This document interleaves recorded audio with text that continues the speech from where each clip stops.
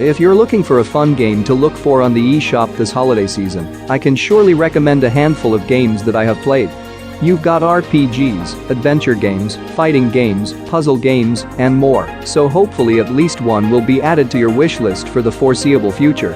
There were so many great games that came out in the past year that I wasn't able to beat any of them, but I have played them enough to judge them. Here they are. The first game I'll talk about is Warp Shift.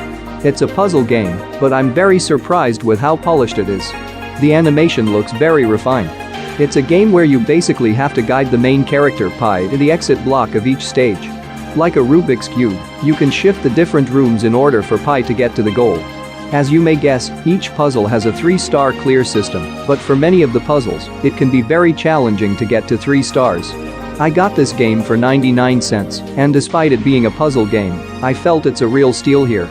Rebel Cops is a spin-off game in that this is the police universe developed by Weepy Studio and published by THQ Nordic. In This Is the Police, you manage cops by sending them out to stop crimes and follow cases, but in this game, you control a team of cops to handle one crime at a time. It is a strategy RPG with stealth elements. You have to arrest guards and other criminals and arrest them like they would be done in real life. You can kill them, but you get penalized for it. Cops can also gain new abilities by leveling up. It's another hard game, and I got this for $5, which was another excellent deal. Carto is an adventure puzzle game that just released. In it, the titular character Carto gets separated from her granny. Carto has this power to change the landscape with calligraphy, and with it, you can arrange tiles on the map. One objective will often lead to the next, while acquiring more tiles along the way. By arranging tiles in the ways the game alludes to, new places and NPC are unlocked to further the story. I'm pretty surprised at the balance of both story and gameplay here. I never expected a game like this to have such. I got it for $17 or $18, but hopefully it might get a price drop for the holiday season. Indivisible is from the makers of Skullgirls. It's an RPG with fighting game mechanics, very unique. You follow Ajna on an adventure to save the world. Yes, it's one of those plots. You have a party of 4, and others join you in your party over time where they have attacks and abilities. You can attack, block, heal with certain characters and do special moves. Outside of battle, you run, jump, climb, and find secrets. It feels like a long and deep game, but I keep hearing how short it is. It is pretty ambitious though, but unfortunately the studio closed its doors due to sexual allegations. Thronebreaker. It's a Witcher spin-off game, and like Invisible, it certainly looks like a AAA title. This is another RPG, but with cards. It plays significantly different from Gwent. You control Neve and you roam a large map where you can fight enemies and collect resources. Some battles are like standard games of Gwent, but others are like puzzles where you're given a fixed deck and a goal. It can be very addicting to collect new cards. Unfortunately, you lose certain card after you complete a chapter, but you can always buy them back. Overall, a very enjoyable game and also has the Witcher 3 soundtrack. Treachery in Beatdown City is an RPG beat 'em up. You play as Brad the heavy grappler type, and Bruce the light striker type, and Lisa who is an in-betweener. The plot is that Obama is kidnapped, and you have followed the trail to his abductors on this Super Mario World-like map. There are cutscenes designed to be extravagant and outrageous, but you might go either way on the humor. When battling, you fight a group of enemies on a screen, you walk up to one, choose a command of attacks, and hope they play out well. Enemies can do this to you too.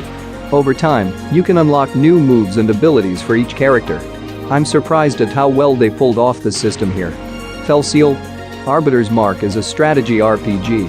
You control Kiri, yes, another female, where she has to protect the land of Tiora. Throughout the story, you unlock new characters, but you can also generate your own characters and put them in your party. The music is very well done, the levels are really put together artistically well, and there is a force of challenge right from the start, but you can adjust the difficulty if things get too hard.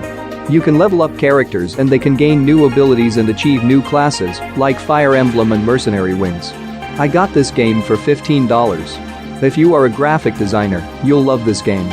Wilmot's Warehouse is a puzzle or organizational game where you have to retrieve symbols and turn them into clients at the far side of the warehouse. You are given time to organize all the symbols that come in, so you know where each is located. Then you have a time limit to find symbols and send them in. After each run, you get new symbols added to your inventory, in addition to a pile of symbols you have to sort through. You can also buy upgrades, such as being able to move faster, carry more symbols at a time, and unlocking more space in your warehouse. I got this game for $10.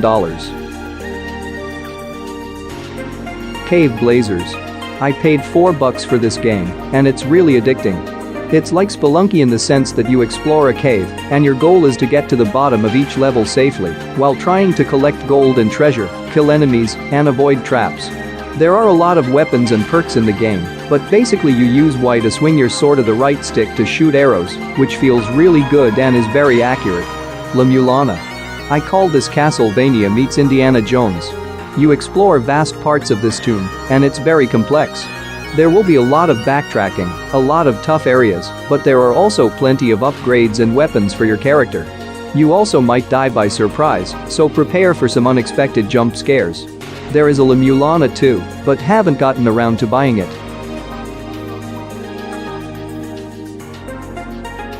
Half Past Fate is a story-driven game where you play out a story told by 6 different characters and how each of them come together over a span of several years.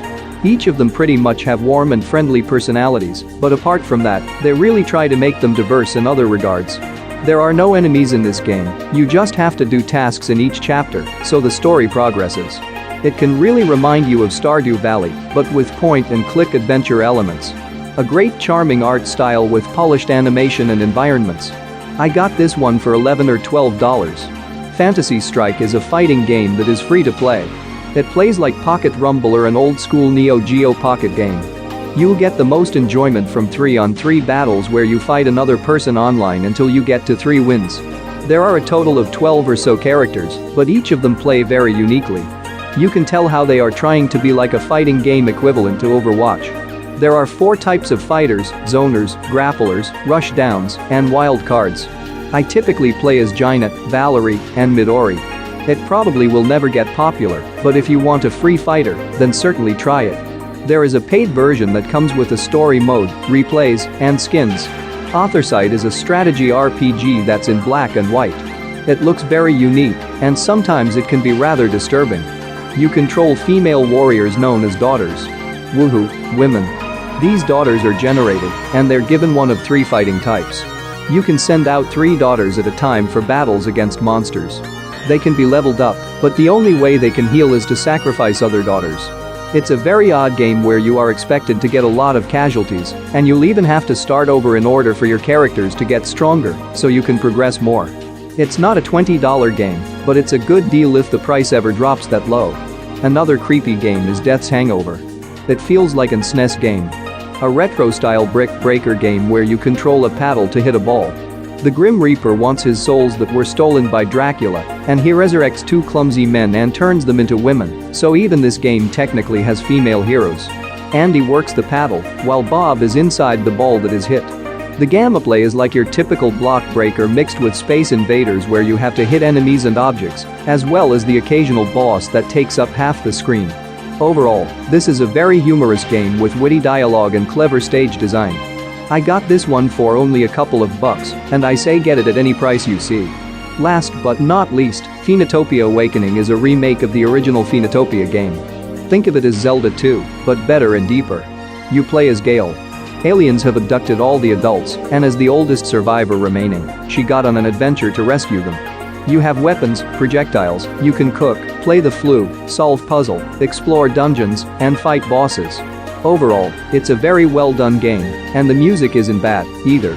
I believe I got this for $20 where the original price was $25, and it certainly feels like a long adventure game.